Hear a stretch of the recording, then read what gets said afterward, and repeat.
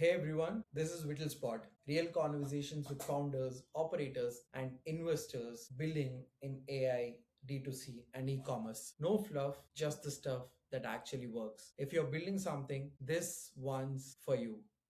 Let's get into it. Hey everyone, welcome to another Whittle Spot episode. Today we have Shagun with us, the founder of Crushery. Let us hear a story behind Crushery. Hey Shagun, how are you doing? Good. Hi, Abhishek. I'm doing well. How are you? I'm doing great. So tell us about why and how Crushery happened. So, hi, I'm Shagun, founder of Crushery. It's a D2C instant smoothie brand that I'm building out of Hyderabad. Um, Essentially, to tell you a little bit about what Crushery is, we make freeze dried fruit and vegetable powders that turn into a smoothie in 30 seconds. There's no blender needed, no mess. And right now, I do handle everything myself with a little bit help from friends and family. That includes production, packaging, regulatory compliances, our Shopify website, for example. I'm here today to talk about what it really takes to build D2C in an Indian space and in the food space. Yeah. And in terms of why Crushery, I think there are two angles. The first one is uh, there are two kind of founders from what I've understood so far. The first is the kind of people that are head set from day one that they want to be a founder, and then they go out and find ideas. And then, yeah, so I was saying two kinds of founders. The first one that they're clear that they want to be founders, they want to build something, and then they go out searching for ideas that resonate with them. Right. I think I fall in the second category, which is didn't plan on being a founder, didn't plan on building something of my own, but found an idea that resonated with me so much and sort of stuck to what I'm passionate about. And then building came a little bit more naturally as a result of that. So that's angle one in terms of why the space and uh, specifically why Crushery. I think smoothie is a category right now in India. It's full of great products, but they all do assume that you have time and you have equipment. Mm. Um, the importance of fruits and vegetables, I think that's something people understand. Unlike protein, it's something that has been part of our everyday diets for a really long time, but just not as much as it should be. Right. So, given the uh, fast paced lives that we live today, I Right. wanted to create something that helps people consume the actual amount that you need in a day for it to optimize health, for it to give you the benefits that you need, uh, rather than just eating it mindlessly. Right. As I mean, we could see that QSR and instant delivery models which have been popping up lately with everywhere in India. Mhm. So, if you are you into quick commerce or just like website deliveries right now, or how are you planning the distribution Right, for the product? right. So right now we've started off with D2C and website. To be very honest with you, right now we're hyper local and uh, Mm-hmm. physical, Mm. meaning a lot of our distribution right now happens through me being present in different places, whether that's corporate fleas, summer fleas. Mm. I pop up at different gyms right now, Right. some multi flat communities. Mm.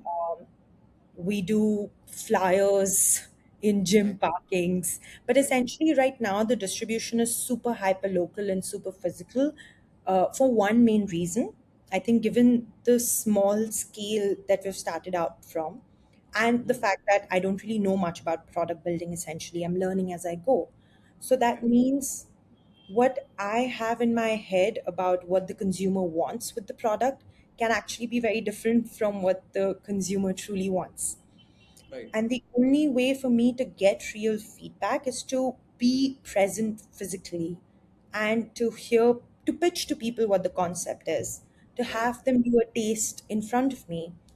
Right. And then they're a lot more likely to one, give me feedback instantly, and two, take it home, make the product themselves, and then text me some feedback, which it has been happening a lot.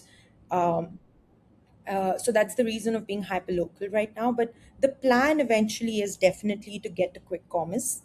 Right. Maybe in some time also get into retail, but of course that's a completely different fish to crack. The I Indian know. retail market, the general trade as they call Yeah. it. Yeah. But modern trade or quick commerce, that's something that's definitely in the pipeline for this year. Mm. We were currently doing our pilot one Mm. in terms of uh, a larger scale production and more systemized with better packaging, better product. Right. Uh, so we're doing that right now, and we're sold about 50%, 55% of what we started off with in about a month. Right. The plan is to complete pilot one, do another pilot two with a similar distribution model of being present in different places physically. And then Mm. hopefully in our third drop is when we start also listing on some e-commerce and quick commerce. Cool.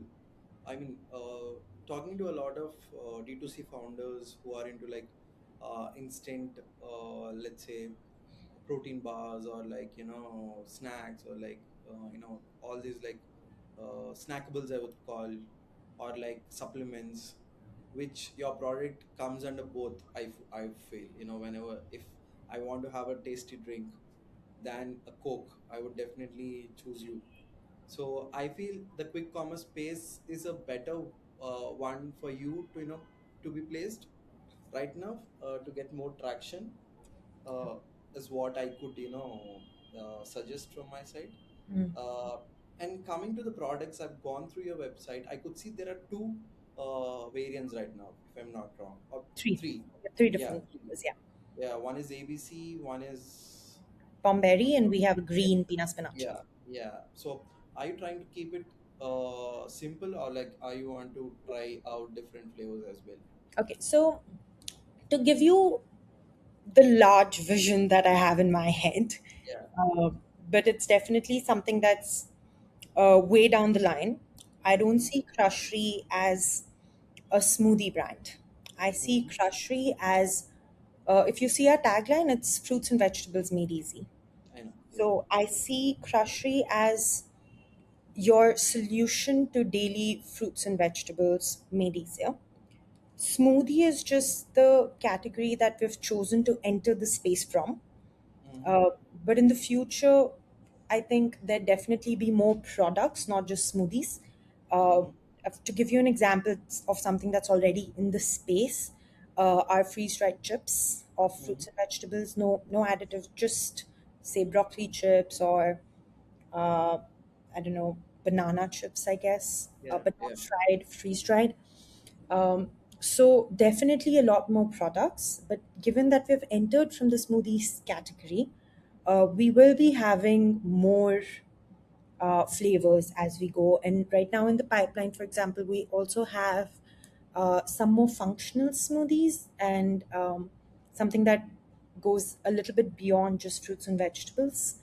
Mm-hmm. Again, completely plant based, no additives, no chemicals, 100% natural. Right. But right now, the initial goal is to validate demand, validate the product, get Mm-hmm. this to quick commerce, Right. scale this a little bit more, and then expand. Perfect. That's Yeah, the way to go. I feel that's the way. I think you are in a current phase of finding the right product market fit, exactly. getting the feedback of all your consumers, and then tweak it and then launch it. I mean, Yeah, go big. yeah, That's the exactly. Yeah, perfect way to go. yeah. And I would like to know what was your. Oh, yeah, you were saying something. No, Yeah. no, I was just saying, I think this is the slowest phase. Uh, Yeah. to scale, I think obviously scaling would have its problems that I can't even imagine right now because of I don't come from the space. I don't know the rules of the space. Yeah. Uh, but right now, I think scaling is a lot more achievable. But the question that we're first trying to answer is whether to scale this or to scale something else. Right. Right. Right. I mean, what was your previous? Is this your first,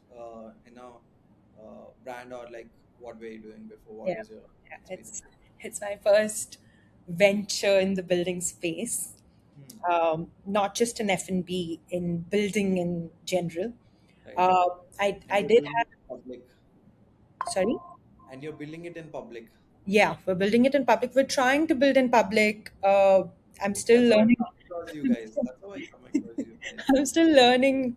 I'm still trying to find my footing with Instagram, and I'm still trying to see what are the ways we can do build in public. But yeah, that it's definitely the plan to be more in public and share a lot more of my personal Yeah. experiences. But still learning that. But sorry, your question was my background, right? Yeah. Um, so I do have uh, a very innate passion for nutrition. I did study. I did a dual honors in biology and psychology in college. Mm-hmm. So a lot of my understanding of the technicals of the food space, building in nutrition, what kind of foods do what in our body, how metabolism works, things like that. I do have a very technical background in this that comes from my education, and then to add to that, it comes from a lot of reading that I do. Mm-hmm. There are a lot of great scientists out there that have some great journals published, some great books that they publish, um, and it, I think even if I weren't building in the space as a more personal education kind of a thing, I would still keep picking up these books and journals and keep reading them. Mm-hmm. Um, so I think landing in this space came from a personal practice and a personal habit of um, Makes keeping sense. up with nutrition, leading a healthy life. And I don't think of Crushery as a supplement brand because, uh, again, to get a little bit technical, a Mm-hmm. supplement would be something that is concentrated. Now, proteins work as a supplement because you are concentrating, let's say, whey protein or plant protein in a powder format or in a protein format. But with Crushery, we don't extract anything from any food. We are not taking out any kinds of vitamins or minerals or fiber or phytonutrients, which are all the things that fruits and veggies give you. Mm-hmm. We're instant giving you the whole fruits and vegetables and allowing your body to metabolize it the way that it would the whole fruit and vegetable, of course in a easier way because now it's liquidized and it's in a powder form, so the breakdown is easier. Right. But it's still whole fruits and vegetables. It's not juiced in any way, it's still whole fruits and vegetables. um, so I don't think of it in a supplement format, and the point I'm trying to make with that is I've always been the biggest believer of nutrition is where it all begins. When you're thinking about health, whether that be physical or mental, uh, what you What eat, you eat. exactly, what you eat builds the basics. Your thoughts are on top of that, your workout is on top of that, stress levels, all of that matter. But what you eat forms the basis, and that's the space I want to be in because of the kind of life I like to lead myself. Makes sense. So how's it been building, your first venture? How exciting was it? Like, how was the ride?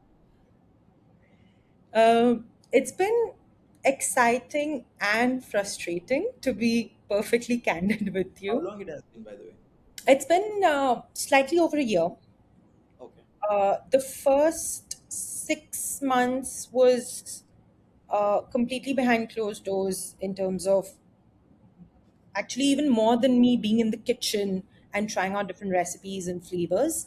It was more Mm-hmm. about, does the product make sense, does the science behind the product make sense, um, is freeze drying, which is the technology that we use, actually um, as sustainable as people claim it to be in general speaking.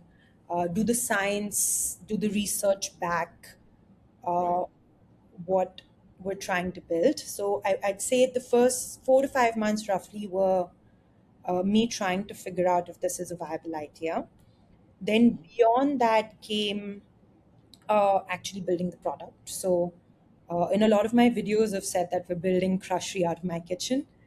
Uh, Mm-hmm. I say that very literally because that's where we started. Before we started selling, before we got Fasai, before we did any lab tests, we started off with a dehydrating machine.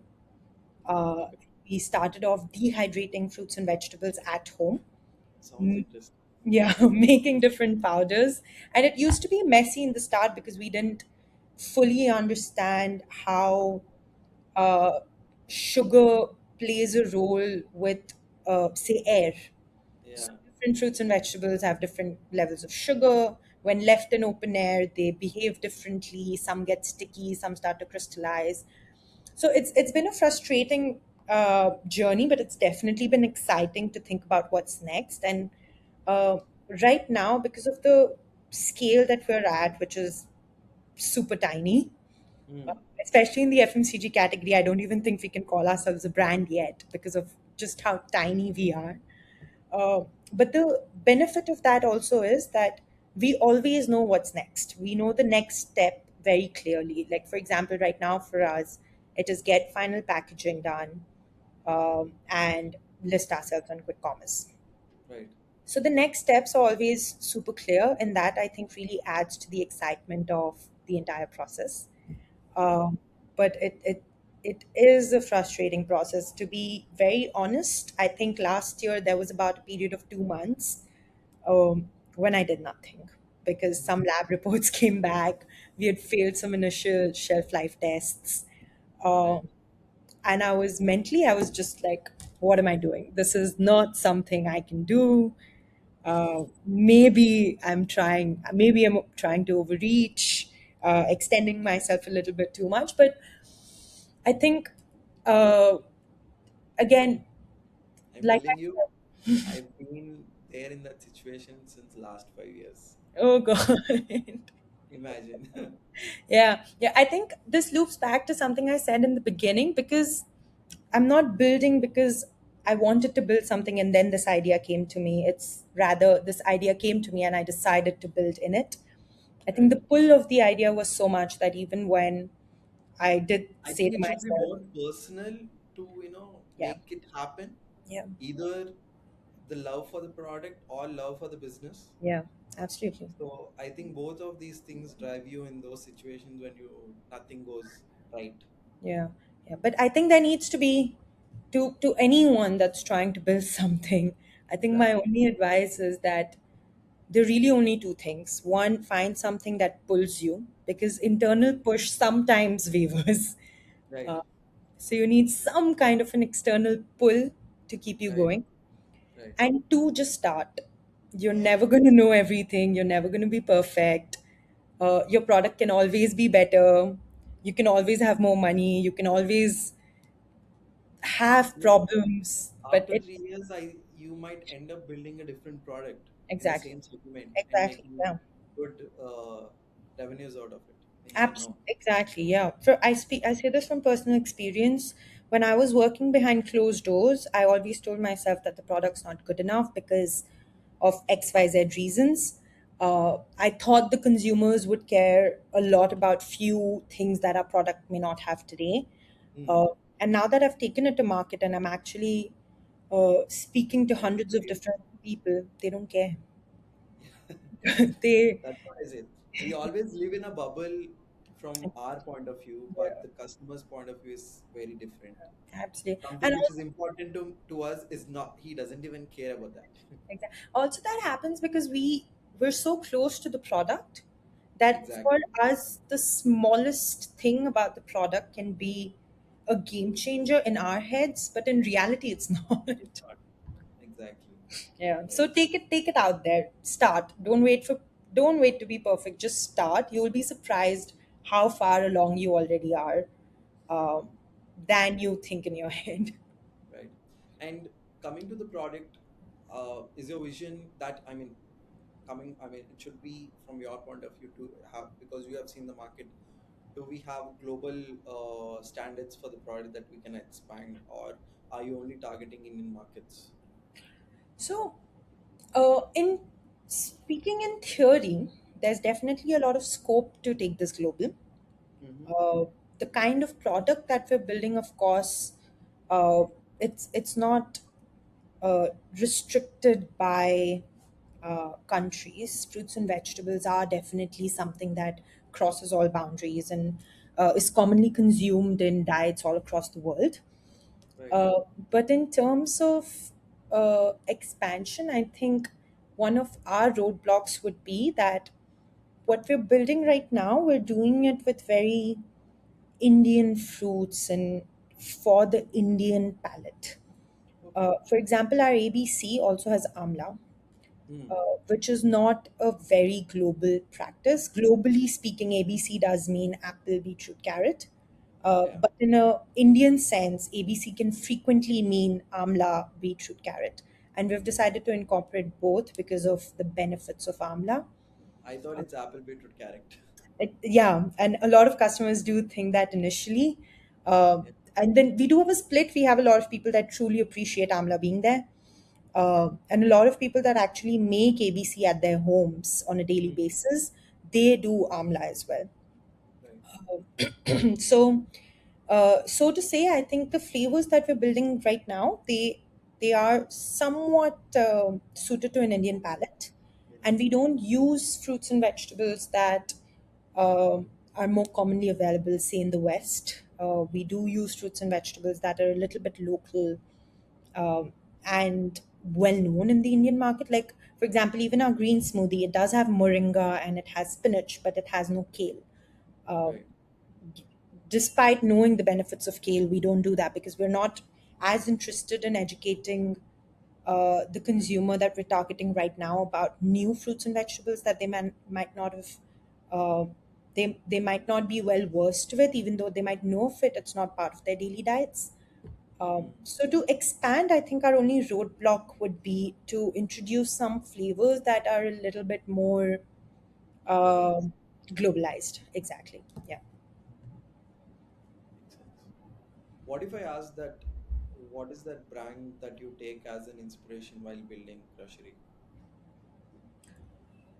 There are a few. Hmm. Uh, Nothing in the exact market space that we're building in right now, but Yeah, um, any market space is fine. yeah, in Any. any market space in the CPG category, there is one brand called Salt. They make electrolytes, and Right. they're completely Salt. building in Is it public. salt?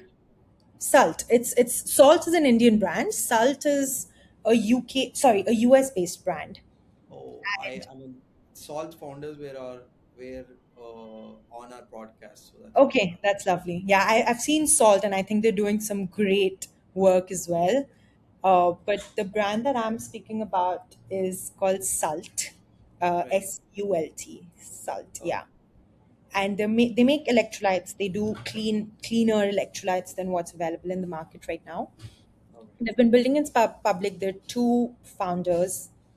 And I think in about a span of a year and a half, they are across multiple. I think they're in the UK actually, not the US, because they're in Boots now, and that's a very Hmm. UK thing. Hmm. But Salt, and the other one that I look at a lot is Hot Girl Pickles, or I think it's called Good Girl Snacks. The brand is called Good Girl Yeah. Snacks. Yeah. Um, I think they understand building in public to a truer sense than what I'm trying to do right now. Right. Right. Uh, but I think the way that they've built community for a product as simple and as staple as pickles, uh, I think that's commendable. And I think I take a lot of inspiration and Right. just guidance from the kind of content they put out there. Right. Coming back to the question of distribution, Mhm. what is your plan? As you said, you are more focusing on the offline part right now. But what is the go-to plan after once you get a product market fit? And I would see if I think you have already got that. You should know it better. So, what is the go-to plan to distribute the product? Is it more organic side or is it more on the paid side? What is your go-to Um, choice? our go-to choice is it's definitely organic. Um, I'm not super introverted, so to say. Mm-hmm. And oh, I did forget to mention Goat Life. Kalra. Mm-hmm. I do take a lot of inspiration from what he does as well. And he had this little um, series on Instagram where immediately after they got listed on Blinkit, I think it was, or Instamart, I'm not sure. But immediately after they got listed on one of these quick commerce platform, their goal was to sell 1,000 sachets a day. And they Okay. did all sorts of bad things on the streets of Delhi, I Bombay. believe it was, or Delhi. Bombay. Yeah, yeah. But I think when I think of distribution, at least initially, Mm-hmm. the next step would definitely be to list on quick commerce and then get a lot of traction there.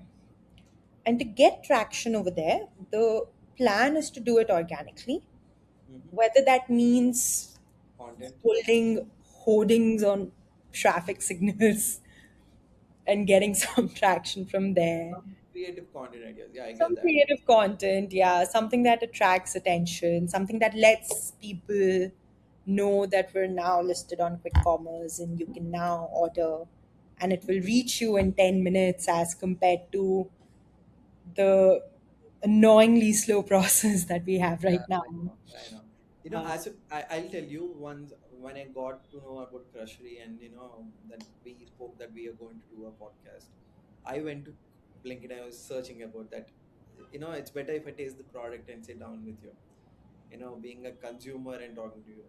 So yeah, that I think it should be a little bit quicker is what I feel as well. yeah, definitely. Especially given the space that we're in, nobody's planning out what they're having in the evening 4 days Yeah, in advance. exactly. They're hungry right now, and with the space that the Indian market has reached in, quick commerce has just it's become a part of a lot of our Yeah, lives. And obviously to not be on there is something that we don't love. right. But we're not there yet in terms of both production scale, I know. I mean production capacity and also the product being ready itself. Right, right, Um, so a few more loops of feedback from the customer directly, and right. then quick commerce. What is the current delivery time that you guys are taking? So we're only delivering in Hyderabad right now. Okay, We're not doing pan India right now. okay, That's because of some FSI compliance okay, in the background that's going on. okay, But in terms of delivery, our goal is to send it to the customer within 3 days of order. right. I did recently have an order that was significantly delayed, which was not ideal. Mm-hmm. Uh, but more often than not, it gets delivered the very next day of your order. Um, Right. and but the target is 3 days. Uh, just just a thought I had that can you? I mean, you can also set through the parcel. What was it?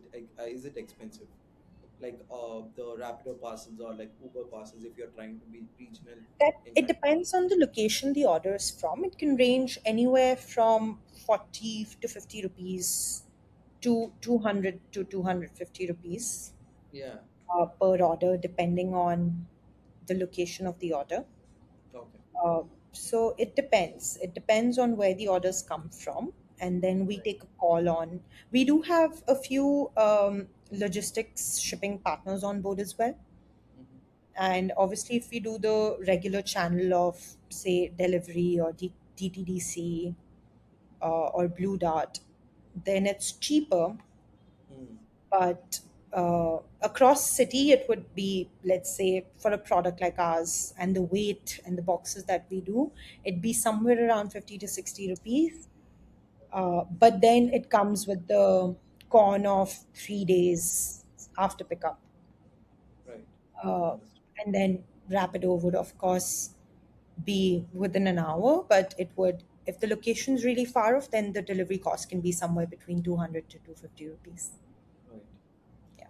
So, Shagun, to close this off, I want you to, you know, your experience to the fellow founders or like to aspiring founders who are in the community who are watching this podcast and who are young and want to get into the space of building brands. Like it could be anything. It could be a D2C, be an AI tool, or it could be anything. What would you suggest being a founder and building a brand by yourself?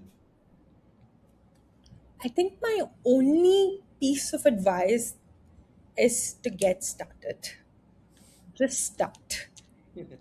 It doesn't matter what you know, what you don't know. You will learn along the way. There is nothing that cannot be learned, and you'll make mistakes. Obviously. You're going to lose money, you're going to lose time, you will make mistakes. There will be some consumers that will be really upset with you, even though you've tried to do everything in your power. Don't let it stop you. Yeah. Just keep going. If you're burnt out, take a break, but come back. Right. Just figure out what's next, know what you need to do in, say, the next month, but show up every day. Show up, get started, keep doing it. It will happen. I personally believe if you show up every day, eventually it's going to work out. And if it doesn't work out, you pivot. Right. You think about what's not working and then you make that work. But don't stop. That's it. That's the way. I Yeah. really like the way you put it in. Yeah. I also call it as, the compounding effect of showing up yourself every day, and it builds up. One day you'll get to that leap step where Exactly. you'll achieve whatever you Yeah. want to achieve in life. I And don't know which, sorry, just a thought that I think yeah, resonated with me a lot and it might help some founders out there. I heard it in a different podcast. Sorry, I don't remember which one to give credit. But somebody out there said that if you think about an airplane, when it's taking off is when it consumes the a significant amount of fuel as compared to the rest of its flight and the landing. The takeoff is the most important part. expensive part and the most difficult part. Right. Once you're in the air, it gets better. So when you're starting off, think of the first 2 to 3 years as your takeoff period. It will be difficult, it will take time. I would say 5 years. Okay, 5 years then, yeah. Yeah. Yeah, I think 5 to 6 years to scale, but Yeah. I think 2 to 3 years to at least Get maybe used to it. Get some, used to the rub. yeah, yeah. Taking the shit But on the face, I would say. 5 years, let's say 5 years. But the initial 3 to 5 years, it's takeoff. It's you're still a baby, you're taking off. Yeah. Give yourself time. Yeah. That is, I mean, you see a lot of brands getting successful. It's not because they've launched that year or like 2 years. That founder has been there in the space for like 10, 15 years. Then he has figured out some problem. Then he has made Yeah, it yeah, up. yeah. So, And also Instagram does make it look like people are succeeding in a year. That's not the yeah, case. it's not at There, all. like I've been on Instagram for about a year, but we have only been more, like we've only been posting more seriously for about 2 months now. But I'm telling you right now that I've been behind the scenes working on it for more than a year. Hmm. And it may not seem like that on Instagram, but that's the truth. Yeah, yeah, I know, I know. Yeah, makes sense. Thanks for your time, Shagun. I think with this right mindset, you will go to the dream you had to building things, and we'll do a part two sooner or later when the time is right. When you're doing really good, I think when you're doing globally at Nepos, we'll sit down again, Mhm. manifest this, Yeah, save this for that day. I will. And I'll see you soon. Yeah, Thanks for absolutely. Thank you so good much, Abhishek. It conversation. was great speaking with you. Thank you. Have Thank a you. great day. And you. Hey, if this hits, drop a follow, share it with a founder who needs to hear it, and subscribe so you don't miss the next one. New episodes drop every week. See you in the next one.